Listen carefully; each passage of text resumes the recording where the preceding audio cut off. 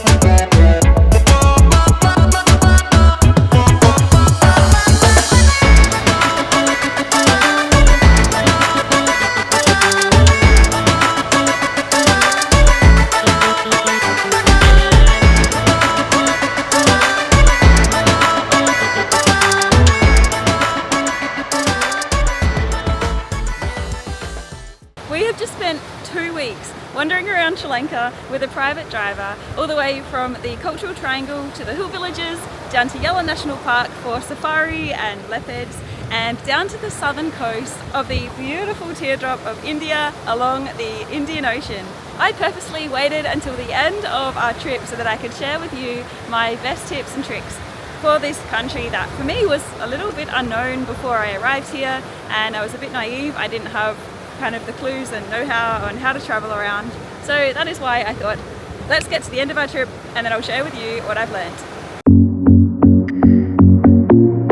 Firstly, a word on pre-boarding. The ETA, Electronic Travel Authorization, is not a thing. You do not need to worry about this. I was stressing over the website being down or blocked for the previous 2 weeks before leaving, and turns out after I called the Sri Lankan embassy in Australia, it is not required and most people will be eligible for visa on arrival. That is exactly what we did. There was no hassle. It was such a smooth process. Do not stress about not receiving an ETA before getting on that plane flight to Sri Lanka. Most likely you will arrive in Columbo as we did, and we arrived really late at 10:35 p.m. We had a very early start the next morning to the Cultural Triangle, and it was advisable that we stayed in either a hotel airport or in Negombo, which was great advice because the actual Colombo city is 45 minutes drive, and if you've arrived very late at night and you have to go 45 minutes back in the other direction to stay in your hotel and then 45 minutes again the next morning, it's a lot of extra faff and unnecessary travel. So we stayed in a reasonably delightful small airport hotel.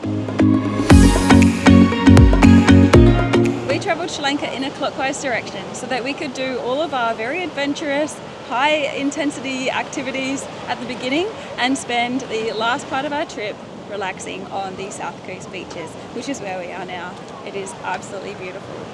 And if you'd like to see the rest of my vlogs, then please check them out because each part of Sri Lanka was just so wildly diverse, and we had so many different experiences in each part, from sunrise hikes to beach clubs to watching turtles hatch and having a strange foot fish spa. But I captured them all in my videos, so please feel free to watch them if you have any desire to come to Sri Lanka for some ideas. Transport. So public transport is available. It's very cheap, but it will significantly increase the amount of time you spend traveling each day, which is going to decrease the amount of things that you can see in Sri Lanka. And as an alternative, you can hire a private driver for a quite reasonable amount.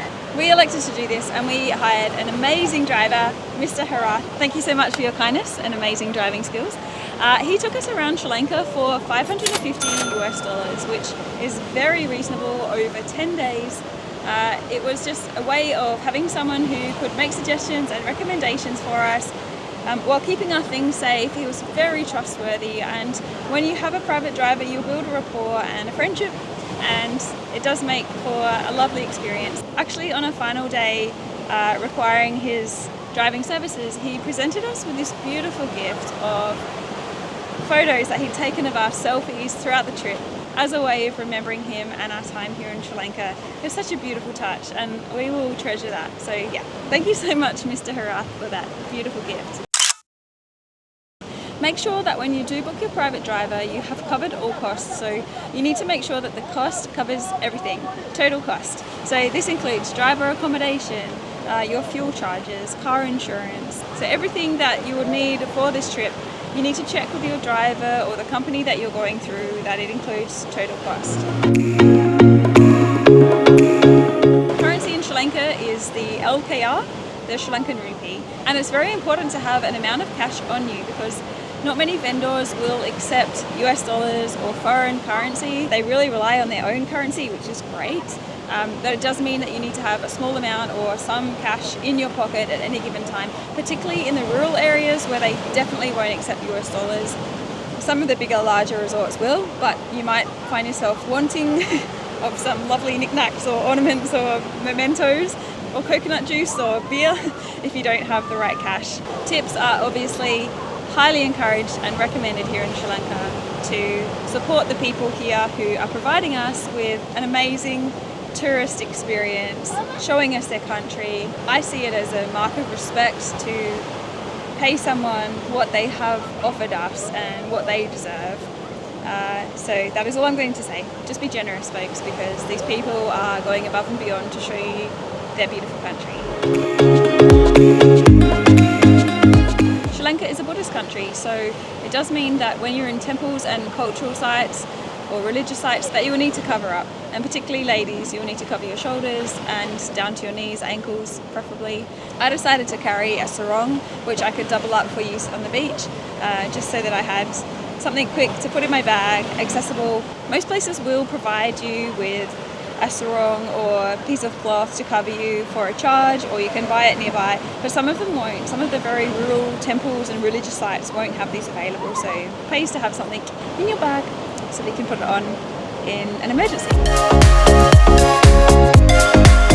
Accommodation varies from budget to mid-level to high-end. There are some beautiful resorts here in Sri Lanka. We actually decided to experience all of them.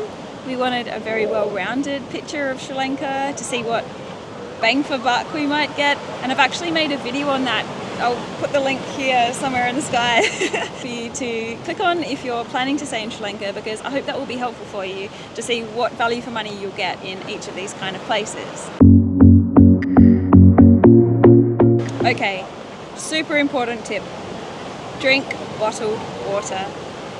I cannot highly emphasize this enough. If you do not want your stomach to drop out, then you definitely need to pick up some bottled water for your trip. The local water is fine if you're a local. Yep, that's all I'm going to say there. But after that, experience all of the food you possibly can, because there is no better place for more flavoursome and delicious food than Sri Lanka. I am a convert to dal curry for breakfast. Yes, it's true. I've had dal curry for approximately 2/3 of my breakfast here in Sri Lanka, and it is beautiful. There is also chicken curry, fish curry, beef curry, any curry you want, and it's so delicious, and they will make it unique to your level of spice tolerance. So just be clear with them, because it can be very, very spicy. For me, I didn't mind the moderate, mild range, but extra spicy is extra spicy. Sri Lanka has two main seasons, wet, dry. So we're talking monsoon season and dry season. And the country is kind of split in between. So you've got the northwestern and the southeastern, and their monsoon times are at the opposite end of the year to each other. So we decided to come mid-year because we're tourists and we didn't really want a lot of rain. I mean, who does when they're on a holiday, right? Even though monsoons can be glorious and romantic and overcast and so forth, for us, we just wanted some sunshine and to be able to experience the most things we could in a day. And so that is why we booked in the off-season, which seemed to work really well for us. We've only had 3 bouts of rain that have lasted 10 to 15 minutes. They're kind of super fast, super strong, and then they stop. So yeah, we've been pretty lucky actually. We've had very minimal rain, and it's meant we could fit in so many great activities. Now I have 2 last tips.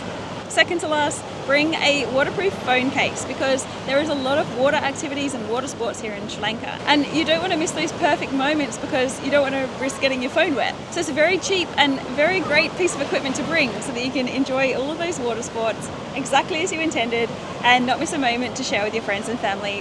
Final tip, ladies, especially ladies, pack napkins in your handbag, because not all of the washroom facilities will be adequately equipped with the items that you need, and we are mostly talking about toilet paper. So make sure that you take some napkins so that you're not caught in a precarious situation. Thank you so much as always for watching this video. I hope it's been of some help to you, especially if you're traveling to this beautiful country of Sri Lanka. If you've enjoyed it, then please like and subscribe, and I'll see you in the next video. Catch you then.